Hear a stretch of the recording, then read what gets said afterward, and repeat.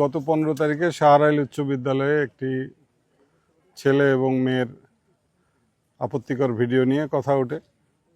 পরে স্কুল কর্তৃপক্ষ ওই মেয়ে এবং ওই ছেলেকে টিসি প্রদান করে। সেই ঘটনার টিসি যখন দেয়া হয় তখন গার্ডিয়ানকে ছেলেপক্ষের গার্ডিয়ান ডেকে ছেলেকে দেয়া হয়েছিল। মেয়ে তখন উপস্থিত ছিল না। মেয়ের পক্ষের গার্ডিয়ানকে টিসি ধরিয়ে দেওয়া হয়েছিল। মেয়েটাকে তখন থেকেই পাওয়া যাচ্ছিল না। আমরা অনেক খোঁজাখুঁজি করতেছিলাম সেই দিন থেকেই। আমরা পুলিশ প্রশাসন থেকে তার পরিবারের সঙ্গে সার্বক্ষণিক আমরা যোগাযোগ রেখেছি। তাদের সঙ্গে আমরা গতকালকেও আমরা বসেছিলাম থানায়। ওনারা যারা এটার সঙ্গে ইনভলভমেন্টের কথা বলেন তাদেরকে সবাইকে নিয়ে। তো আমরা বেসিক্যালি মেয়ের মায়েরও দাবি ছিল যে আমরা কারোর বিরুদ্ধে মামলা করতে চাই না, কিন্তু আমার মেয়েটাকে খুঁজে পেতে চাই।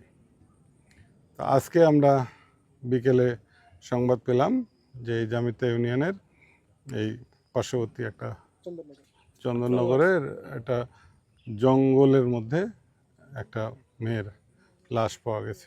এই সংবাদ শুনে আমরা থানা পুলিশ, পাশাপাশি ইউনো মহোদয় সহ আমরা এসেছি। এখানে এসে আমরা এটা দেখে মনে হচ্ছে যে এটা অনেক দিন আগের, 5-6 দিন আগের এই লাশে পছন্দ ধরেছে। লাশের যে নিম্নাংশ আছে, নিম্নাংশ শরীর থেকে আলাদা এবং তার গলায় একটা রশি দিয়ে একটা গাছের সঙ্গে ঝুলানো ওড়না দিয়ে।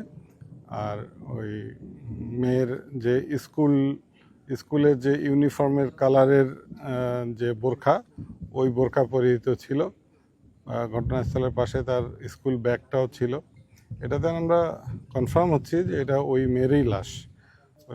তারপরে আমরা এখানে তার মেয়ের পরিচয়টা সুনিশ্চিত করার জন্য আমরা এটা ডিএনএ টেস্টে পাঠাবো। বাবা মায়ের ডিএনএর সঙ্গে এটা ম্যাচ করবে ইনশাল্লাহ। আর এর সঙ্গে যারাই জড়িত থাকুক আমরা ইনশাল্লাহ এটার তদন্তপূর্বক এদেরকে আইনের আওতায় আমরা নিয়ে আসবো।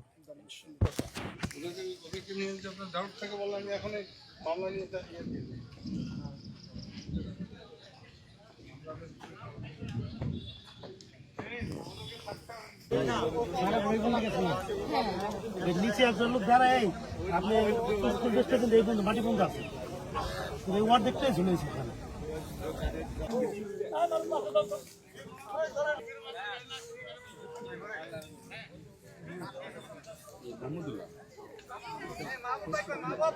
আগে বা ঘন্টাখানেক আগে আমরা খবর পেলাম যে এখানে একটি লাশ পাওয়া গিয়েছে ঝুলন্ত অবস্থায়।